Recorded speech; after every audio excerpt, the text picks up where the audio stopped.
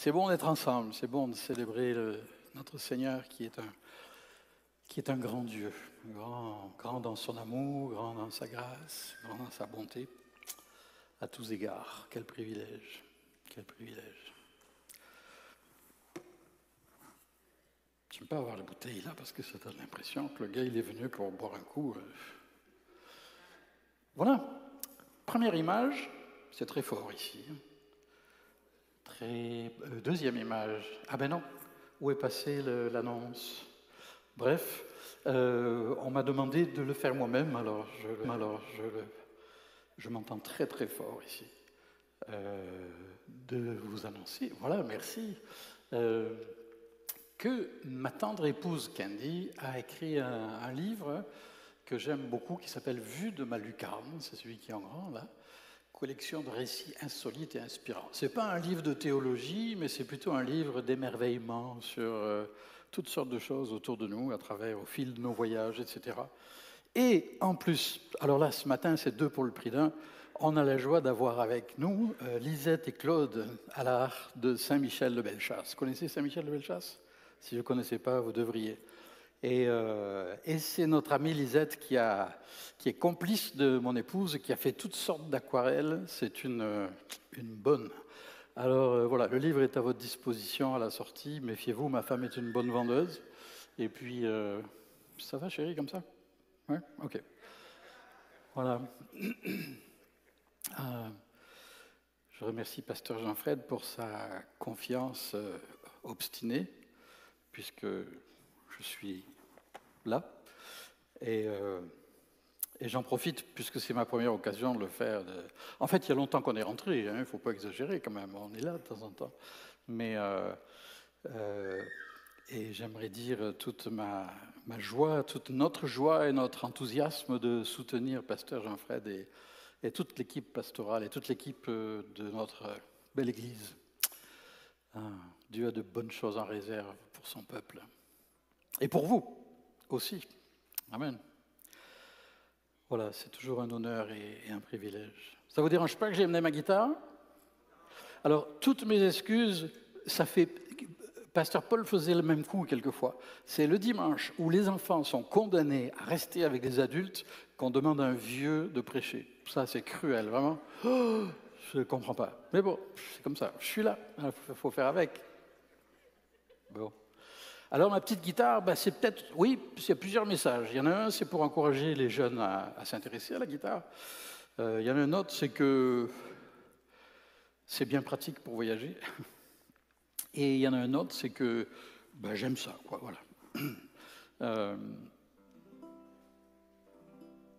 Il faut la brancher quand même. Hein. Bon.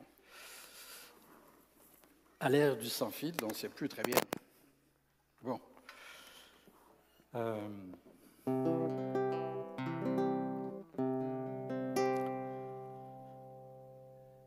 Ce matin, nous voulons nous approcher de Dieu. Enfin, on l'a fait par ses chants, mais est-ce que Dieu voudrait faire une œuvre dans nos cœurs, dans nos vies?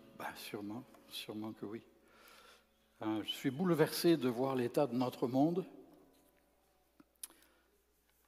Pas autant que je devrais, mais j'ai vraiment l'impression, je l'ai déjà dit d'autres fois, mais qu'on ne se rend pas compte. Alors, on a l'habitude de dire, nous, Québécois et Français et autres, de dire « Oh, qu'est-ce qu'on est privilégié, on est gâté quand même, hein, on vit paisiblement et tout ça. » Quand on dit ça, on a raison, mais il ne faudrait pas que ce soit comme si on était immunisé ou à l'abri de toutes sortes de choses, parce qu'il se passe beaucoup de choses sur notre planète qui... la technologie, ça fait 4. Il se peut qu'en cours de route, j'ai besoin d'un micro fixe, parce que avec les lunettes, c'est la catastrophe. Désolé les amis qui nous regardent en ligne, tout le monde n'est pas des pros. Voilà. Mais c'est vraiment terrible tout ce qui se passe. Nouvelle-Écosse, ce matin, des nouvelles d'inondations et tout ça, mais des choses bien pires qui se passent et qui passent souvent sous silence dans les médias, parce que pas très vendeurs, comme les centaines de milliers de chrétiens qui sont déplacés en Inde, déplacé, c'est rien de le dire. Plus de 400 églises brûlées dans la seule région du Manipur. Plus de 250 villages brûlés et beaucoup de morts. Et puis, il n'y a pas que ça, parce que ce sont des chrétiens. Il n'y a pas que ça, il y a toutes sortes de choses qui se passent autour de nous qui devraient nous bouleverser. C'est quand la dernière fois que vous et moi, on a pleuré pour le monde?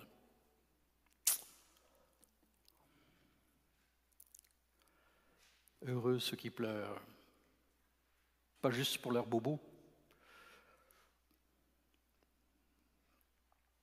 J'ai beaucoup aimé les messages de pasteur Jean-Fred sur... Ouh là là, vous avez l'air bien sérieux tout d'un coup. Il y a de quoi. L'essentiel du bonheur. J'ai trouvé ça savoureux. D'ailleurs, je vais embrayer là-dessus. Bien que je m'en sente pas capable, quand je prie quelquefois, je me dis que, je sais pas, j'entends une voix. Une fois, j'ai entendu une voix qui m'a dit « T'es vraiment pas le crayon le mieux taillé de la trousse. » Une autre fois, « T'es pas le pingouin qui glisse le plus loin. » Pas flatteur, hein? Ah, c'est gentil. Alors, Christian, tu ne perdras pas ta récompense. Hein. C'est pas un verre d'eau, là. C'est parce que je suis malheureux. Quand on porte des lunettes, excusez-nous, hein.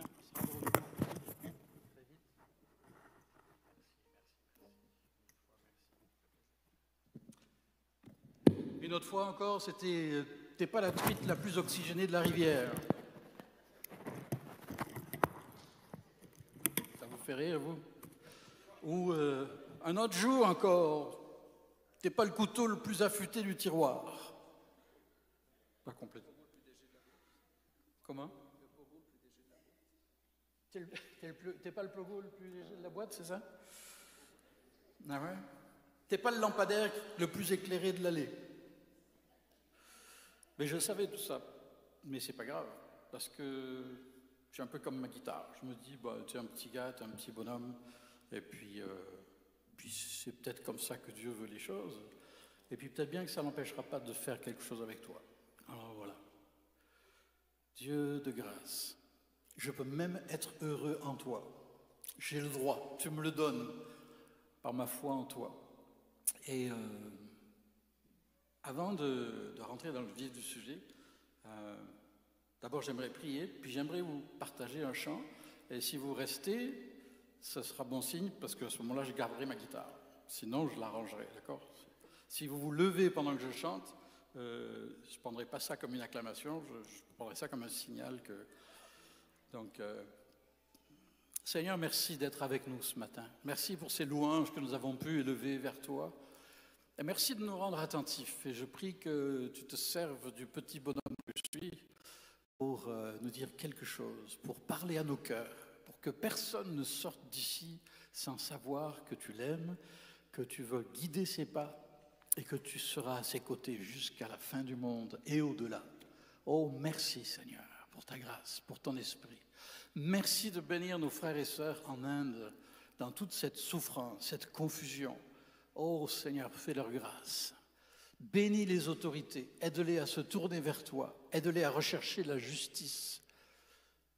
Oh merci Seigneur d'agir dans notre pauvre monde. Et merci de ce que malgré la pauvreté, la misère de notre monde, on peut encore être heureux en toi parce que nous avons une espérance vivante. Merci Seigneur. Amen. Parce que le Seigneur est mon berger, je ne manquerai de rien. Il me conduit dans ses sentiers et m'aide à faire ce qui le glorifie. Quand je marche dans chaque jour, il me donne la vie et m'aide à faire ce qui le glorifie. Quand je marche dans la vallée de l'ombre de la mort, je ne craindrai aucun mal, car il est là, tout près de moi, gardant, choisissant le chemin.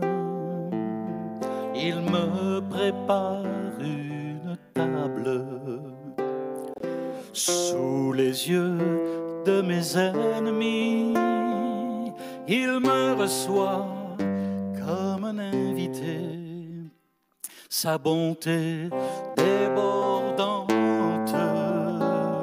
son amour et sa douceur infinie seront avec moi toute ma vie.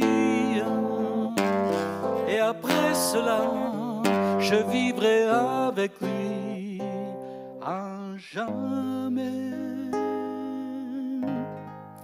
à jamais, dans sa maison, à jamais, dans sa maison. Oh, merci Seigneur pour cette merveilleuse assurance que tu nous donnes, que tu es le bon berger qui est capable de prendre soin de nous, de rassurer nos cœurs ce matin encore et de nous accompagner chaque jour de notre vie et de pourvoir à tous nos besoins. Amen. Alors j'ai chanté ce chant parce que j'avais besoin de l'entendre, mais aussi en espérant qu'il bénisse quelques-uns. Ça fait 50 ans qu'on le chante. Alors, j'ai aucune excuse de me planter en plein milieu comme je l'ai fait. Mais bon, c'est l'âge. On était à l'école biblique en 1972 avec celle qui est devenue mon épouse. Et je fais des rimes et je fais des vers sans en avoir l'air. Et quand j'ai entendu ce chant pour la première fois, et puis on l'a chanté. On l'a chanté à notre mariage ensemble. Et puis on l'a chanté. On l'a chanté à d'autres mariages. Puis on l'a chanté à des enterrements. Vous me direz, ah bon? Ben écoutez, relisez le psaume 23, puis vous comprendrez que c'est du VTT, c'est du tout-terrain. C'est pour toutes les circonstances de la vie. Et c'est vrai de beaucoup de choses de la parole de Dieu. Et ce matin, certains d'entre vous, dont je fais partie, avons drôlement besoin de redécouvrir aujourd'hui qu'il est le bon berger, que nous ne manquerons de rien, qu'il prend soin de nous, et le laisser ainsi apaiser nos cœurs. Relisez le psaume, et quand vous l'avez relu, distrait comme vous l'êtes, comme je suis, relisez-le encore. Et quand vous l'aurez relu encore, relisez-le, et laissez-le vous pénétrer, comme la douce pluie, quand elle est douce, qui pénètre, qui fait du bien, qui fait son chemin. Oh, merci Seigneur. Et la dernière fois que je l'ai chanté, à part ce matin, par ces jours-ci, c'était au bord de la tombe de ma mère, au mois de décembre. Et quelle joie de pouvoir partager ce témoignage qui était aussi le sien. Parce que le Seigneur est mon berger, je ne manquerai de rien. Amen. Diapo suivante, s'il vous plaît. Alors ça, je reviens, on va revenir au psaume un peu. C'est un peu désordre hein, ce matin, mais c'est les vacances, non? Oui ou non? Bon, alors. D'ailleurs, tout est désordre un petit peu dans ma tête, mais c'est pas grave, ça m'empêche pas d'avoir le micro. Et heureux, je ne pense pas que Pasteur Jean-Fred ait pris le temps de retourner en arrière, et eu le temps, en 3 messages. C'était les béatitudes selon Jésus. Et quel délice! Vous les avez relus depuis? Non. Vous y avez pensé depuis? Vous vous souvenez que c'était sur les béatitudes, les 3 derniers dimanches? Bon, d'accord. Mais ce qui est fascinant, c'est que déjà dans l'Ancien Testament, il est souvent question d'être heureux. Et il y a des béatitudes dans l'Ancien Testament. Il y en a au moins une quinzaine.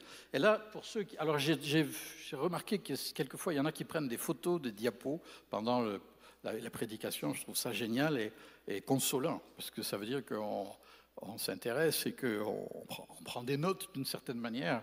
Alors, bon, vous n'êtes pas obligé de tous sortir vos cellulaires maintenant, mais si vous le vouliez, sur la diapo d'avant, marche arrière, toutes, s'il vous plaît. Voilà. Quelques béatitudes de l'Ancien Testament. Toutes sortes de paroles. Par exemple, la première que j'ai trouvée, elles ne sont pas toutes là. « Heureux l'homme que Dieu châtie ». Et tout le monde dit... Préférez rire, hein? Heureux l'homme que Dieu discipline. C'est ça que ça veut dire, hein? Que Dieu travaille. Bon, décidément, ce matin, il gâche notre bonheur, là.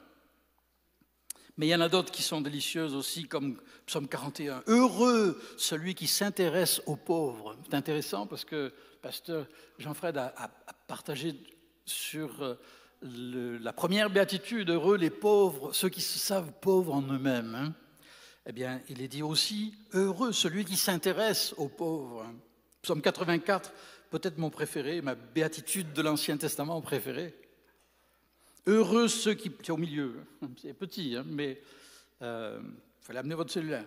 Heureux ceux qui placent en toi leur appui, car ils trouvent dans leur cœur des chemins tout tracés. Le chemin de Dieu pour votre vie est déjà tracé dans votre cœur. À vous, à nous, à moi, de placer en Dieu notre appui et de découvrir de jour en jour la route qu'il trace, qu'il ouvre devant nous. Amen. Proverbe 16, 20. Celui qui réfléchit sur les choses trouve le bonheur, et celui qui se confie en l'Éternel est heureux. Oh, merci Seigneur de renouveler en chacun de nos cœurs le véritable bonheur. Je dis bien le véritable parce qu'il y a un gros bonheur qui s'affiche sur les médias sociaux et qui s'affiche sur les visages. Je l'appellerais le bonheur naïveté. C'est la béatitude. Oh, c'est merveilleux, la vie est belle. Tout est beau. Regardez, écoutez les oiseaux qui chantent. C'est bien, mais ça ne va pas loin. La vie est plus difficile que cela. Et vous le savez bien. Alors, il y a le bonheur de naïveté. Ça va aller mieux. Le meilleur est devant nous. Tout va s'arranger. Tout va s'arranger. Que Dieu ait pitié de notre naïveté. Tout ne s'arrange pas. On peut être guéri de sa maladie, on peut aussi en mourir ou en souffrir pendant longtemps. Oh, quel rabat-joie ce matin, comme d'habitude. Plus de amen, plus d'amen. Bonheur naïveté ou bonheur lucidité. Et le bonheur chrétien, c'est un bonheur lucide. Il est conscient que les choses vont mal et qu'il y a des choses qui peuvent être pires encore.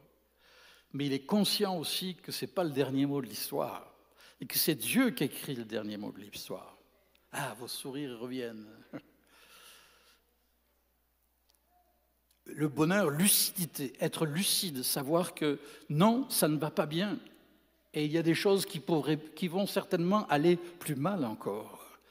Mais Dieu a le dernier mot et il fera toutes choses nouvelles en son temps. Et il est à l'œuvre de jour en jour. Croyez-moi que s'il n'était pas à l'œuvre, on ne serait même plus vivant pour en parler. Parce que pour ce qui est de faire des dégâts, on a fait nos preuves. Hein. Heureux l'homme qui se confie en l'Éternel. Et très intéressant, je ne sais pas si vous connaissez un certain André Chouraki, c'est un traducteur de la Bible, un monsieur qui a écrit plein de choses très intéressantes, un peu fantaisiste parfois, spécialiste de l'hébreu et tout ça. Et il a traduit le Nouveau Testament en hébreu, et à partir de cette traduction en hébreu, il l'a retraduit en français. Tout le Nouveau Testament. Et notamment les évangiles, et notamment les béatitudes. Ce qui fait que si vous lisez la version Chouraki, ça dit « En marche les pauvres en esprit ». Dans l'expression « heureux », est-ce que ça veut dire « en marche » ? Et en fait, oui, ça veut dire aussi ça, en hébreu. Ça veut dire quelqu'un qui va droit, quelqu'un qui est en mouvement. Ça veut dire avancer. Être heureux, ça veut dire progresser, ça veut dire évoluer. C'est très intéressant, je trouve, comme notion. c'est beaucoup plus que simplement être heureux. Voilà, l'extase, la béate attitude. C'est une attitude, au contraire, d'espérance, de confiance dans ce que Dieu veut faire, dans ce que Dieu va faire. Et j'ai été fasciné, j'aurais aimé que ce soit plus ordonné et plus... mais bon, c'est comme c'est. Sur la diapo suivante, on peut lire ensemble le premier des psaumes, puisqu'il est beaucoup question des psaumes ce matin. Est-ce qu'on pourrait le lire à haute voix ensemble, ça? Oui? C'est assez gros là quand même. Heureux l'homme qui ne marche pas. Alors là, j'entends rien du tout, hein, vraiment. Comment voulez-vous qu'ils vous entendent chez eux, les gens qui nous regardent en ligne, si vous ne lisez pas plus fort que ça? Allez, je suis méchant. On recommence? Deuxième chance. Heureux l'homme qui ne marche pas selon le conseil des méchants, qui n'arrête pas sur la voie des pécheurs et qui ne s'assied pas en compagnie des moqueurs, mais qui trouve son plaisir dans la loi de l'Éternel et qui la médite jour et nuit. Il est comme un arbre planté près d'un courant d'eau qui donne son fruit en sa saison et dont le feuillage ne se flétrit pas. Tout ce qu'il fait lui réussit. Tout ce qu'il fait lui réussit. Amen. Dans ma Bible, il y a un titre qui est donné à ce psaume qui dit « Deux hommes, deux voies, deux destinées ».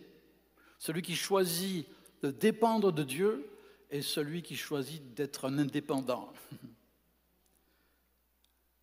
Loin de Dieu.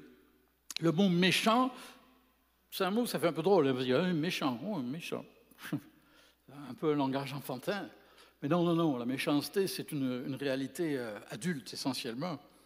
Et c'est très intéressant là aussi de fouiller un peu, par exemple, derrière la racine du mot méchant, en hébreu, il y a l'idée d'instabilité. C'est quelqu'un qui est peu stable, qui est sans principe.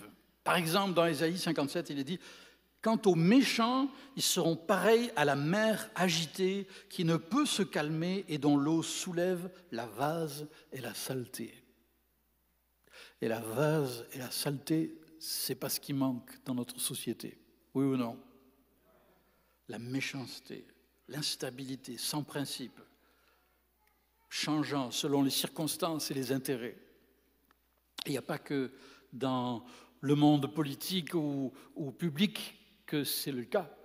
On doit examiner son propre cœur.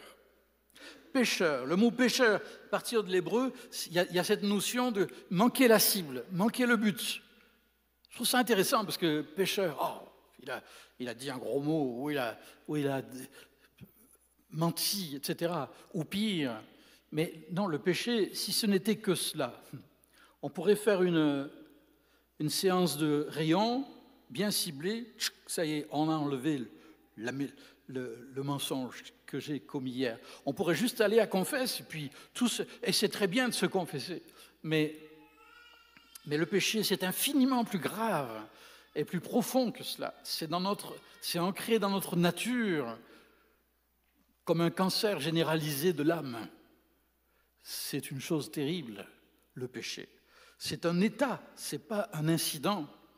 Et c'est ce qui fait que s'il n'y a pas toute la grâce de Dieu, on est perdu. C'est manquer le but, être égaré. Et les moqueurs, qui sont les moqueurs? Alors le sens, c'est ceux qui tournent tout en dérision, pour qui tout ce qui est saint, tout ce qui est honorable, tout ce qui est précieux est considéré comme un sujet de plaisanterie. C'est pas l'actualité, ça? Le culte de l'humour, dont les Québécois et les Français ne sont pas les derniers, peut-être les premiers. Peut-être que c'est juste une ultime façon d'essayer de se rassurer, de prendre la distance face à ce qui se passe autour de nous. Mais est-ce que ça marche vraiment? Et puis, tout ce qu'il fait lui réussit. Alors, littéralement, c'est tout ce qu'il fait réussit. Alors là, c'est vrai que, est-ce que tout ce qu'on fait réussit parce qu'on est chrétien, qu'on lit la Bible souvent? Non. Mais j'aime bien cette tournure de phrase, même si elle n'est pas rigoureusement littérale, mais tout ce qu'il fait lui réussit. Parce que même quand je me casse la figure, même quand je commets une erreur, si je marche avec Dieu, ben ça va quand même se changer en bénédiction parce que je vais pouvoir apprendre une leçon déjà. Alors ça va me réussir quand même. Je peux apprendre même de mes erreurs, même de mes égarements. Oh, merci Seigneur. Je peux me remettre en question. J'ai beaucoup aimé cette citation. Elle n'est pas biblique, hein, mais la tête est ronde pour que la tête est ronde pour que les idées et les convictions puissent parfois changer de direction. Pas mal ça. Mais oui, mais si la tête était carrée, remarquez, il y en a. Enfin bref. Mais la tête est ronde pour que les idées soient obligées de circuler, de changer de direction, se remettre en question. Peut-être que j'ai tort après tout. Ou peut-être que je n'ai pas tout à fait raison et que j'ai besoin d'ajuster le tir.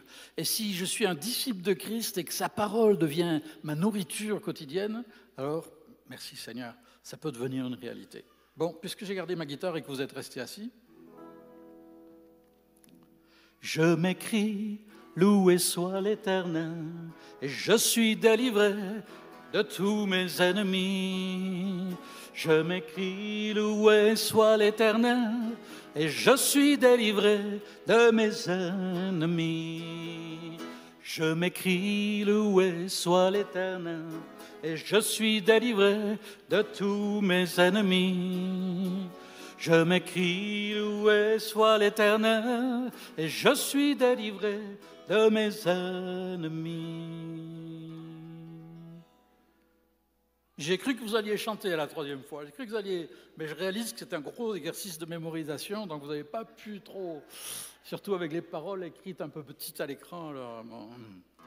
Dernière chance. Je m'écris, loué soit l'Éternel, et je suis délivré de tous mes ennemis. Je m'écris, loué soit l'Éternel, et je suis délivré de mes ennemis. Je m'écris, loué soit l'Éternel, et je suis délivré de tous mes ennemis. Je m'écris, loué soit l'Éternel, et je suis délivré de mes ennemis. Ça, c'est un refrain facile, hein? Et c'est une parole tirée d'un psaume, psaume 18, verset 3. Alors, ça ressemble à une formule formidable. Ça y est, oui, je compte sur le Seigneur, et puis, ben voilà, quand ça ne va pas, je m'écris loué soit l'Éternel. Loué soit l'Éternel! Et tout va bien. Ah, il y avait un amen sur le premier, mais pas sur le deuxième. Ben non, oui, est-ce que c'est aussi simple? Si vous avez un problème avec un verset de la Bible, la première chose à faire, à part de prier, bien sûr, la deuxième chose à faire en même temps que la première, c'est de le relire dans son contexte. Et vous allez éliminer beaucoup de frustration, beaucoup de déviations aussi, beaucoup de désillusions, et ça va éclairer votre marche avec le Seigneur, et vous allez être heureux, c'est-à-dire en marche, comme on l'a dit tout à l'heure. Vous irez de l'avant. Psaume 18, je vous lis juste à partir du verset 2, David s'écrie « Je t'aime, ô Éternel, ma force ». C'est beau ça, hein, pour un roi, pouvoir s'adresser à Dieu avec tout ce qu'il pouvait avoir en tête de par son autorité et dire « Je t'aime, Seigneur, je t'aime ». Ça ne fait pas très viril pour un homme, mais c'est beau d'entendre un homme dire... D'ailleurs, vous l'avez dit quand la dernière fois à votre femme et à vos enfants? Ah ah. Et vice-versa. Les enfants, vous ne savez pas ce que ça... Vous pouvez obtenir tout ce que vous voulez de vos parents si vous apprenez à leur dire, avec le ton et tout, « Je t'aime, papa. T'as pas 10 piastres ?»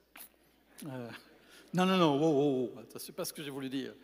Mais n'empêche que ça ouvre la porte du cœur, hein, l'amour, « Je t'aime, ô Éternel ».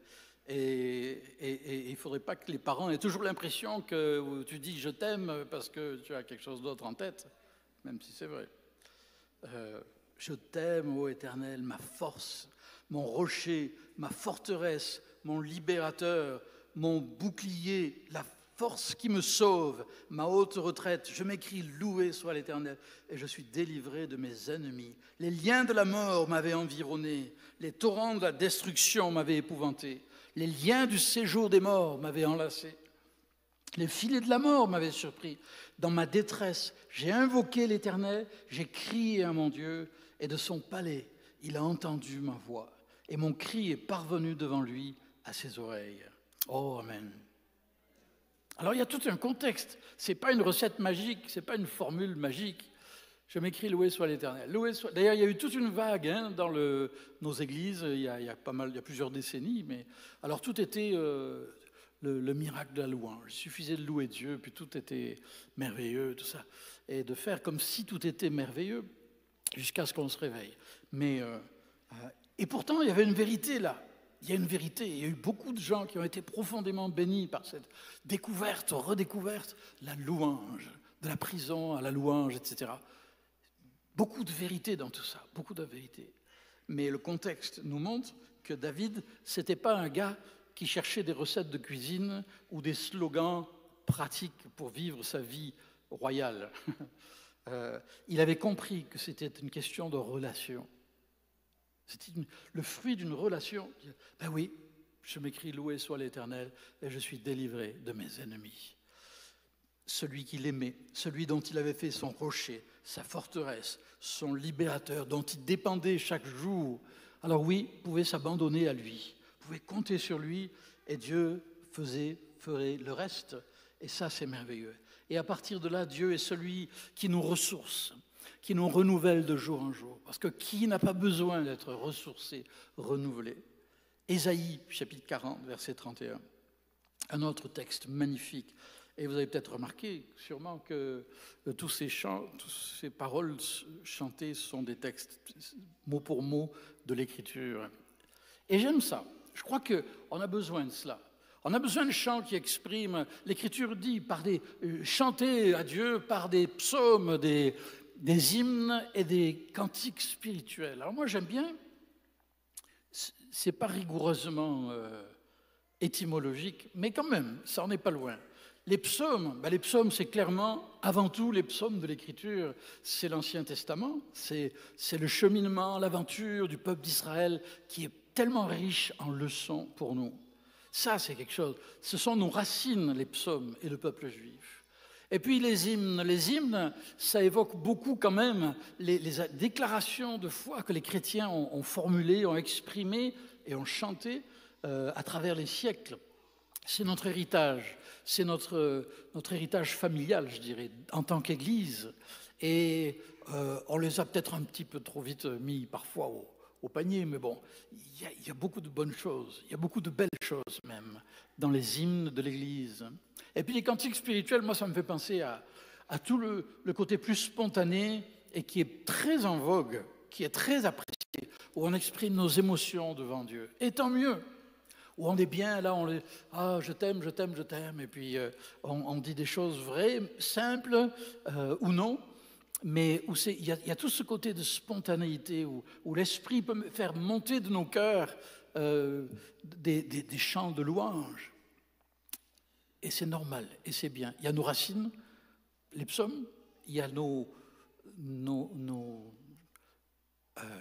notre tronc, le tronc en quelque sorte, les hymnes, et puis il y a les branches et le fruit, cantiques spirituels. Que de choses qui sont là pour nous bénir, nous aider à aller plus loin. J'aime ce verset, il est magnifique. Et de le chanter, ça m'aide à m'en souvenir. D'ailleurs, il y a des moments sombres où, si on apprend à mémoriser des chants de l'Écriture, non seulement ça fait du bien de chanter, mais quand on confesse la parole de Dieu, mes amis, on avance, heureux, en marche, on est en marche. Ceux qui comptent sur le Seigneur renouvelleront leur force, ils prendront leur vol comme les aigles. Ils courront sans se lasser, marcheront sans se fatiguer. Ce qui compte sur le Seigneur. Ceux qui comptent sur le Seigneur renouvelleront leur force. Ils prendront leur vol comme les aigles. Ils courront sans se lasser, marcheront sans se fatiguer. Ceux qui comptent sur le Seigneur.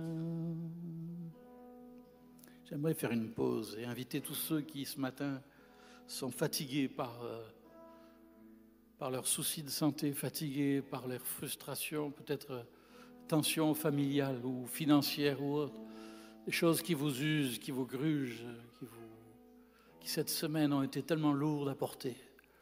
Si c'est le cas, pourquoi ne pas vous lever devant le Seigneur et confesser sa parole? Ceux qui comptent sur le Seigneur renouvelleront. Alors même que nous le confessons, que nous le célébrons, que nous le disons, que nous le chantons, Dieu peut le faire pour toi maintenant. Dieu peut le réaliser dans ta vie. Alors là où tu es, lève-toi simplement devant lui. Alléluia. Oh, merci Seigneur. Tu es bon, Seigneur. Renouvelle les forces des faibles. Encourage les découragés. Glorifie-toi dans nos cœurs et nos vies. Ceux qui comptent sur le Seigneur renouvelleront leurs forces. Ils prendront leur vol comme les aigles. Ils courront sans se lasser, marcheront sans se fatiguer. Ceux qui comptent sur le Seigneur, ceux qui comptent sur le Seigneur, renouvelleront leur force.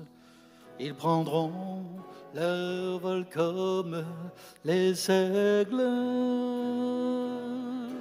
Ils courront sans se lasser, marcheront sans se fatiguer. Ceux qui comptent sur le Seigneur, ceux qui comptent sur le Seigneur. Seigneur, nous comptons sur toi tout à nouveau ce matin. T'abandonnons notre faiblesse, nos faux pas.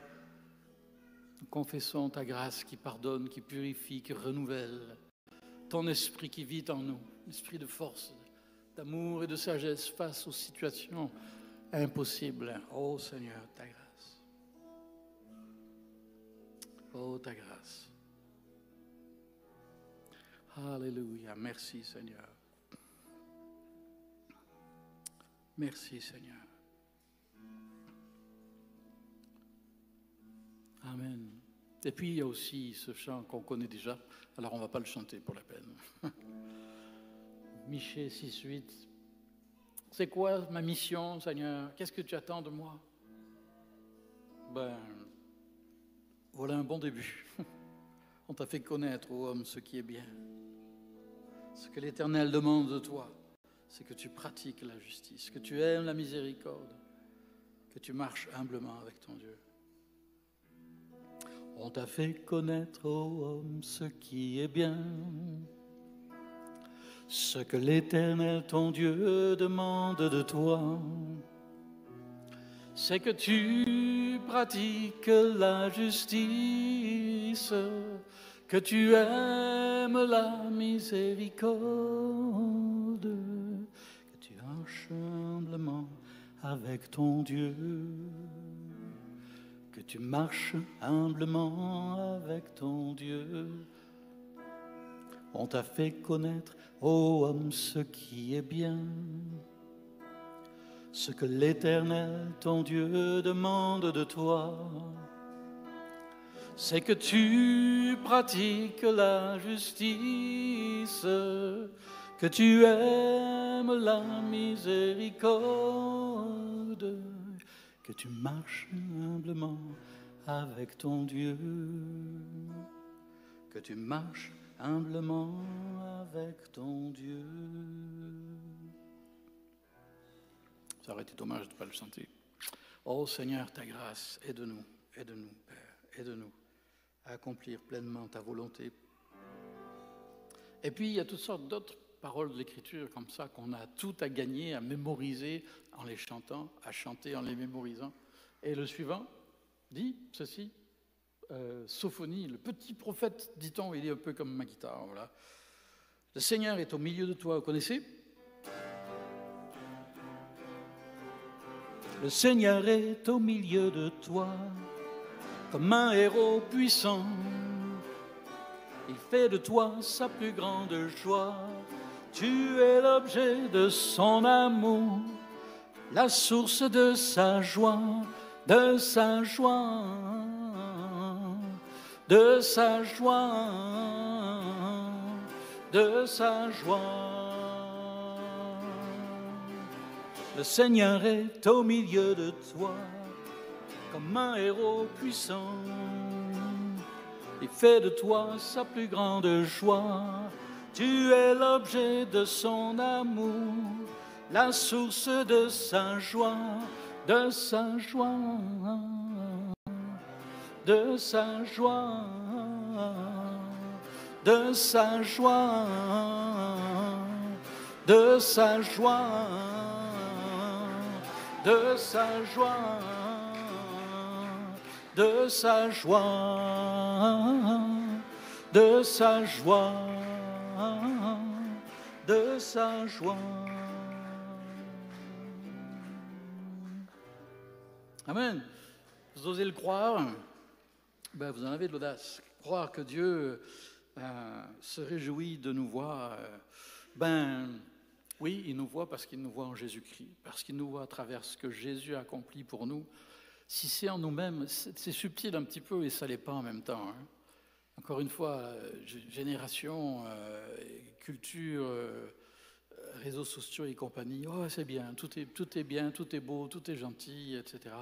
Non, non, non, c'est en Jésus-Christ que les choses changent vraiment. Le reste, c'est de l'illusion d'optique.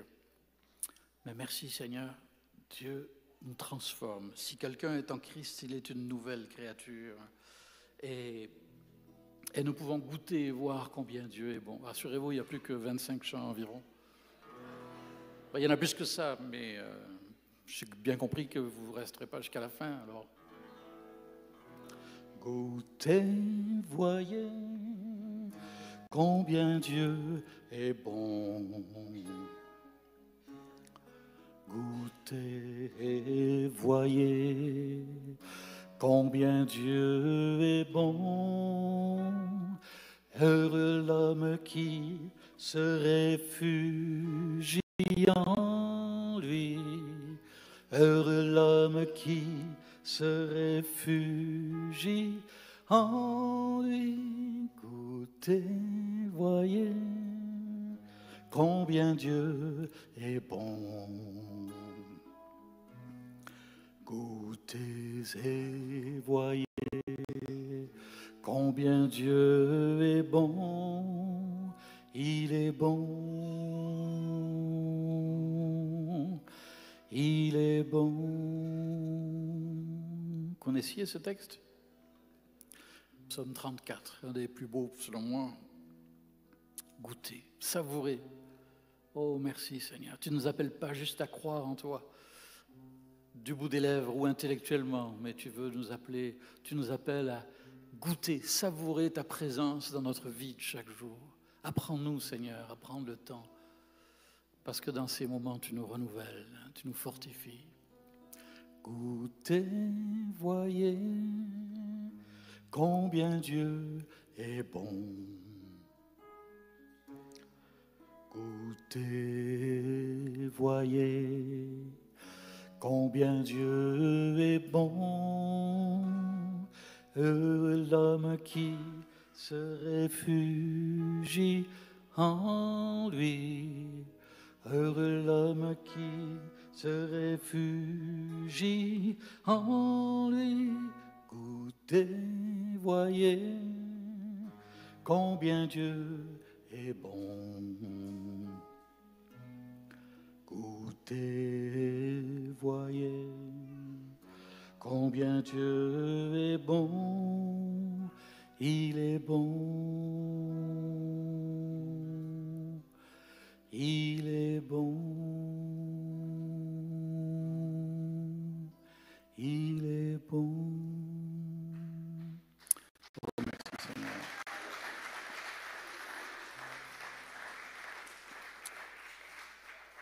Écoutez, voyez. J'invite les musiciens à me rejoindre pour se joindre à moi, enfin à prendre le relais. Juste un petit dernier pour ce qui me concerne. C'est une célébration, c'est une bénédiction toute particulière. Éphésiens chapitre 3, versets 19 à 20. Éphésiens. Qui nous invite à bénir Dieu de ce que, par la puissance qui agit, écoutez bien, c'est pour vous, c'est pas pour les autres seulement, à celui qui agit par la puissance qui agit en nous, celui qui peut faire infiniment au-delà de tout ce que nous demandons ou pensons.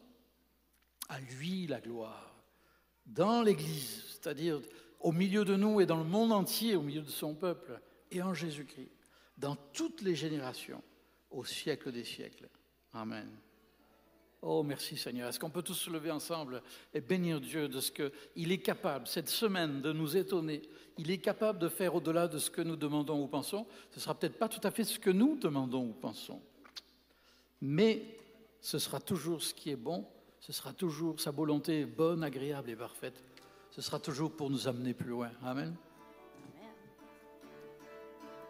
À celui qui, par la puissance qui agit en nous, peut faire infiniment au-delà de ce que demandons ou pensons. À celui qui, par la puissance qui agit en nous, peut faire infiniment au-delà de tout ce que nous demandons ou pensons. À lui la gloire, dans l'Église et en Jésus-Christ, dans toutes les générations, au siècle des siècles. Amen. Au siècle des siècles. Amen. Au siècle des siècles. Amen. Au siècle des siècles. Amen. Tous ensemble. À celui qui, par la puissance qui agit en nous, peut faire infiniment au-delà de tout ce que nous demandons ou pensons.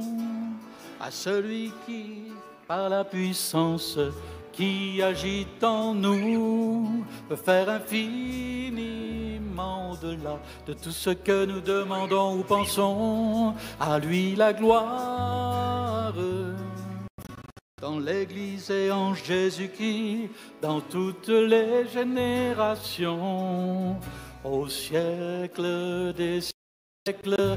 Amen. Au siècle des siècles. Amen. Au siècle des siècles. Amen. Au siècle des siècles. Amen. Merci Seigneur. Nous le confessons, nous l'avons confessé, nous le croyons et nous voulons garder ces précieuses paroles au plus profond de nos cœurs.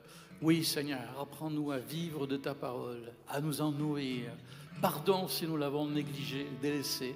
Pardon Seigneur si nous avons cru toutes sortes de mensonges du diable, comme quoi on n'était pas capable de comprendre. Seigneur, on est tous capables de comprendre ce que tu veux qu'on comprenne. On est tous capables de grandir. On est tous capables d'être heureux, en marche, en progression. Et c'est notre prière pour cette semaine. nous, Seigneur. Conduis-nous dans ce bonheur d'être en marche avec toi, au nom puissant et précieux de Jésus. Amen.